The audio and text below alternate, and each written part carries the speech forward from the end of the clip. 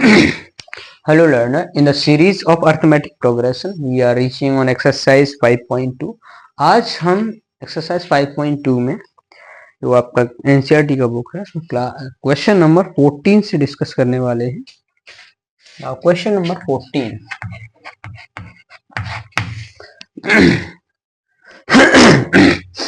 How many multiples of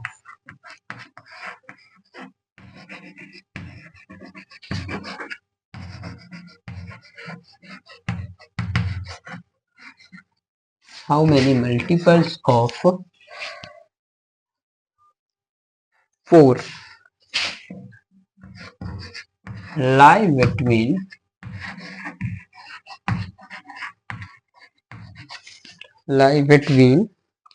10 and 250।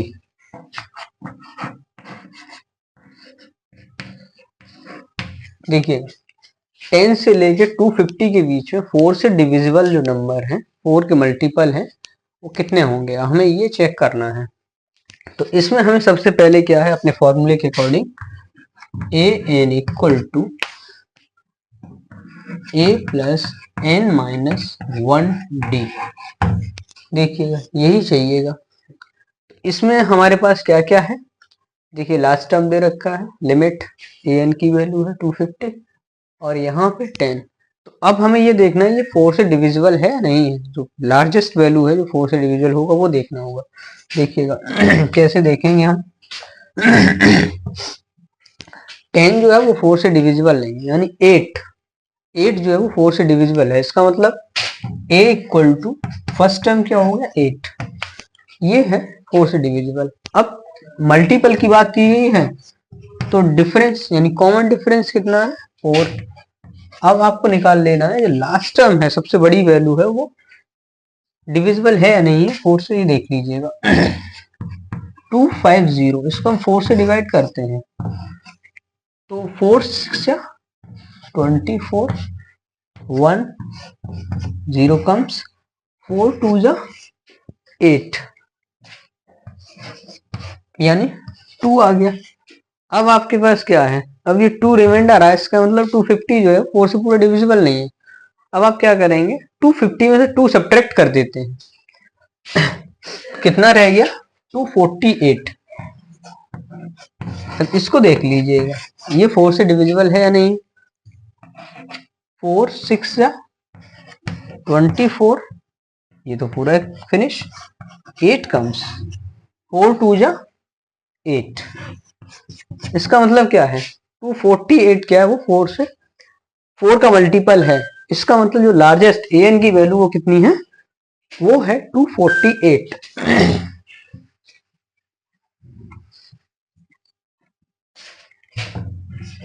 A N equal to 248। अब हमें N निकालना है कि कितने जो टर्म है वो 4 के मल्टीपल होंगे। So now come to the point here, A N equal to A plus N minus 1 D. Value रख लीजिएगा, एन की वैल्यू निकालनी है तो वो तो हमारे पास है नहीं। 248 8 प्लस एन माइनस 1 डी कितना है, डी इज 4।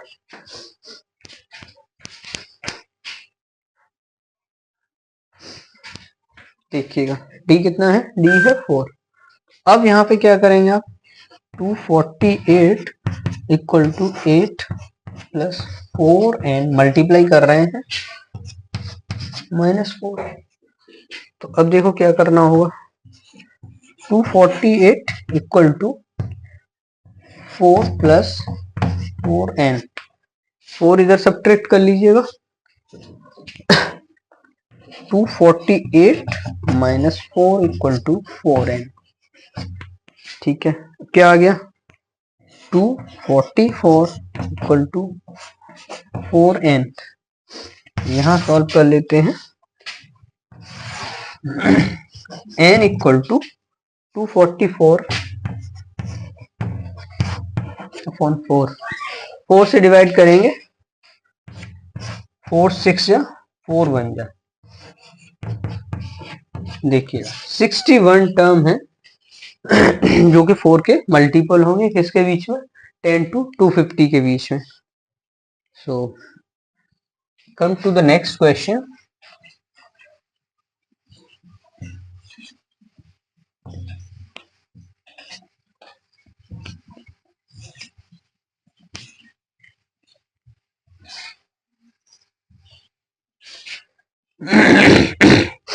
देखिए question number 15।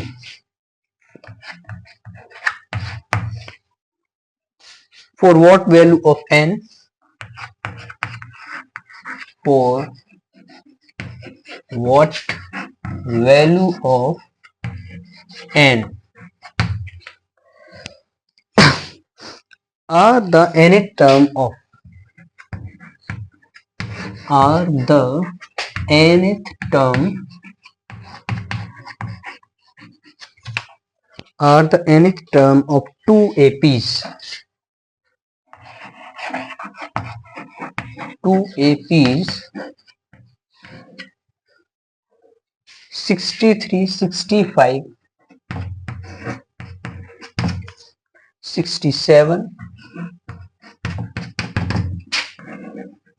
and 3, 10, 17 equal, 3, 10, 17 equal. देखिए यहाँ हम टर्म लिख देते हैं, यहाँ पे लिख दे रहा हूँ इक्वल। यहाँ पे आपसे बोला गया है कि हमारे पास दो एपी हैं और दोनों एपी की वैल्यू किस टर्म पे जाके दोनों की वैल्यू इक्वल हो जाएगी। सो हमारे पास फॉर्मूला है, उसी फॉर्मूले को यूज करेंगे। A N equal to A plus N minus one d. देखिएगा दो एपी है तो आपको A1, इसको A1 एपी बोल देंगे, A1 AN1 AN2, तो ये दोनों इक्वल हो जाएंगी वैल्यू। कहने का मतलब यहाँ पे ये कहा गया है कि ये जो टर्म है AN1 इक्वल टू AN2, यानी ये दोनों वैल्यू इक्वल हो जानी चाहिए। कंडीशन ये है, किस टर्म पे जाके इक्वल होगी यही फाइंड करना है। तो देखो, तो हम निकाल लेते हैं फॉर फर्स्ट एपी, और फर्स्ट एपी ए यानी फर्स्ट टर्म क्या है 63, ठीक है। यहाँ पे डी क्या है 65 माइनस 63 यानी 2, ठीक है। और for second AP,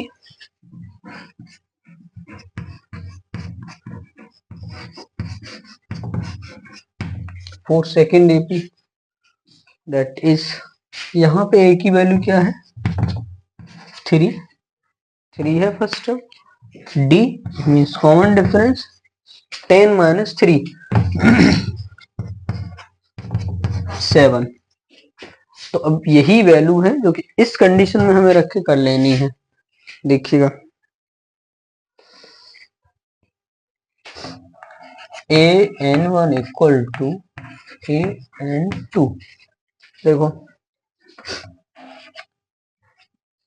A plus N minus 1 D, A plus N minus 1 D, ठीक है। वैल्यू रख लीजिएगा 63 plus N minus 1 D is 2 for first AP. अब सेकेंड एपी के 3 plus N minus 1 D is 7। Calculation start, 63 plus 2N minus 2, 3 plus 7N minus 7, ठीक है। अब क्या करना है हमें, ये जो 2N है उसको इधर ले जाएंगे यानी राइट हैंड साइड, और 7 और इनको सॉल्व कर लेंगे जरा पहले। 63 minus 2 61 plus 2N minus 4 plus 7N। अब ये 2N को मैं इधर ले लेता हूँ right hand side, 61 left hand side पे लेंगे 4 प्लस का हो जाएगा equal to 7n minus 2n। ठीक है, तो ये क्या हो जाएगा 65 इक्वल टू 5n। ठीक है, n इक्वल टू क्या होगा 65 अपॉन 5, इट मीन्स 13।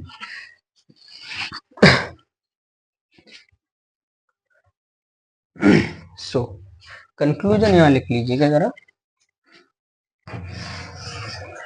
कंक्लूजन क्या है 13th term of value of 13th term, value of 13th term will be equal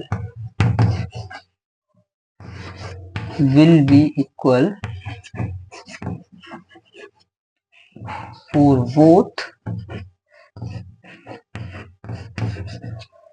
both APs। ठीक है, देखिएगा जो 13वां टर्म होगा वो दोनों एपी की, 13वें टर्म की जो वैल्यू है वो दोनों एपी की इक्वल होगी। Now come to question number, मुझे लगता है समझ में आ गया होगा। Question number 16।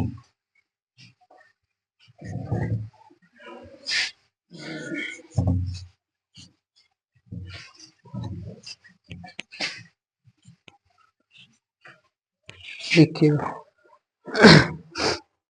determine the AP of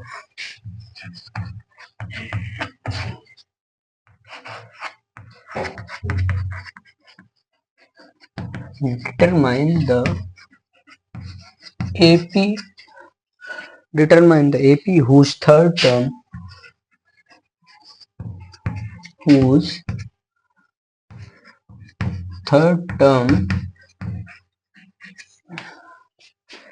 is 16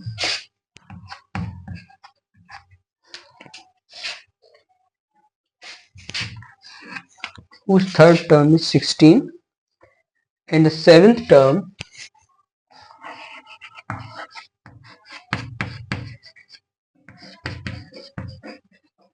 exceeds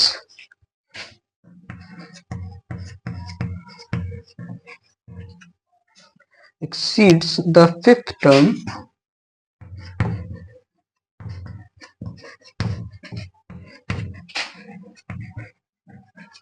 by 12। ठीक है, ठीक है, क्वेश्चन पहले समझने की जरूरत है। कोई एक एपी, यहाँ पे दो एपी हैं, पहला है कोई भी एक एपी है, उस एपी का थर्ड टर्म है वो 16 और सेवेंथ टर्म है वो उसके फिफ्थ टर्म से 12 ज्यादा है। तो देखिए जरा, हमारे पास दो इक्वेशन हमें बनाने की जरूरत है इस क्वेश्चन में, और फॉर्मूला जो है वो हम पहले से यूज करते रहे, that is A N equal to A plus N minus 1 D.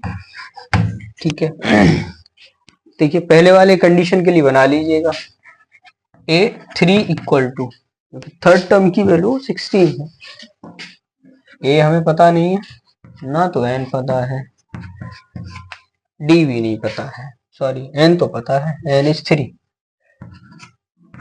D. Solve करना स्टार्ट करेंगे। A third is 16 equal to A plus 3 minus 1 it means 2d। ठीक है, इसको आप कह दीजिएगा इक्वेशन 1। ठीक है, अब हम कर लेते हैं सेकेंड कंडीशन, यानी सेवेंथ टर्म, यानी A 7 equal to A fifth plus 12, ये है कंडीशन। इनका कहने का मतलब ये सेवेंथ टर्म है वो 12 फिफ्थ से 12 ज्यादा है। दोनों की वैल्यू रख लो जरा, a प्लस 7 माइनस 1 डी, यहां क्या होगा a plus 5 minus 1 D plus 12।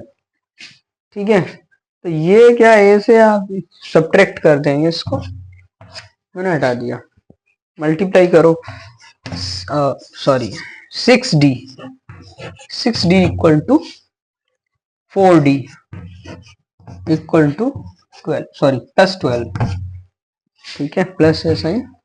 अब क्या करेंगे, 4d को आप लेफ्ट हैंड साइड ले लीजिए, 6d minus 4d equal to 12, यानी 2d equal to 12, d equal to कितना हो गया 12/2, इट मीन 6।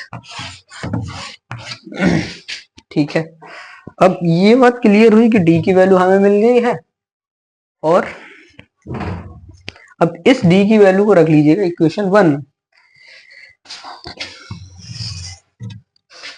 और द वैल्यू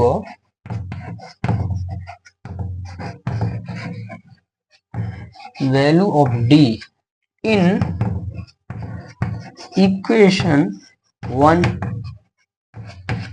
ठीक है,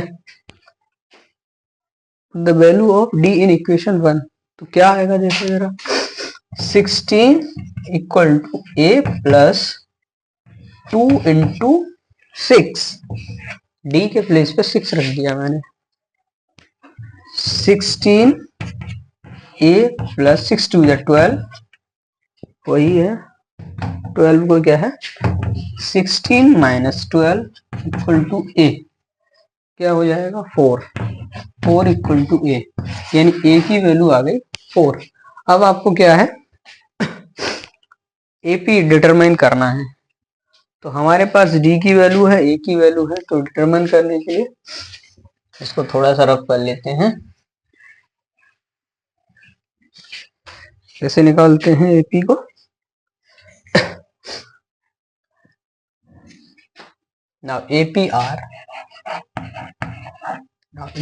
is, AP क्या होगी, a plus a, first term a plus d, a plus 2d, a plus 3d, इसी तरीके से AP हुआ करती है। तो अब आप क्या करेंगे, first term is 4 plus 6, 4 plus 2 into 6, 4 plus 3 into 6, देखिएगा 4 10, 4 प्लस 12,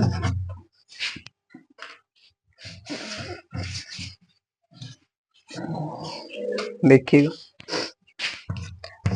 4 प्लस 18, तो ये क्या हो जाएगा 4 10 16 22, so the AP are 4 10 16 22। इस प्रकार आपने क्या है AP जो है अरिथमेटिक प्रोग्रेशन है वो आपने कैलकुलेट कर ली है। Now come to question number 17।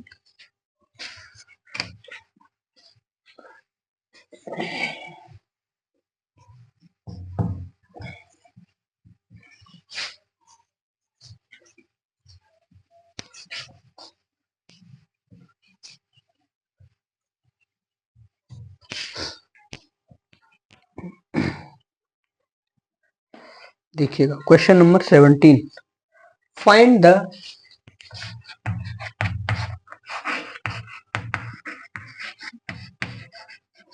find the 20th term from the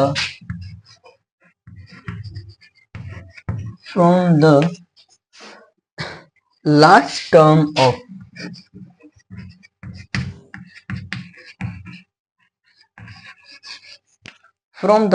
term of the AP आपको दे रखी है 3 8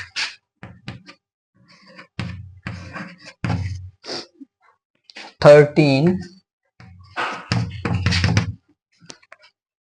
2 5 3, ठीक है। और यहाँ पे केस उल्टा है, यहाँ पे केस ये है जो लास्ट टर्म है 2 5 3, यहाँ से आपको बैक आना है और वापस आने पे 20 टर्म क्या होगा that we need to calculate right now here. हम क्या है फॉर्मूला हमारे पास है AN equal to a plus n-1d। तो अब यहाँ पे क्या क्या गिवन है सीरीज के अकॉर्डिंग आप देख सकते हैं, प्रोग्रेस के अकॉर्डिंग देख सकते हैं। a की वैल्यू क्या है, a it means first term, this is 3,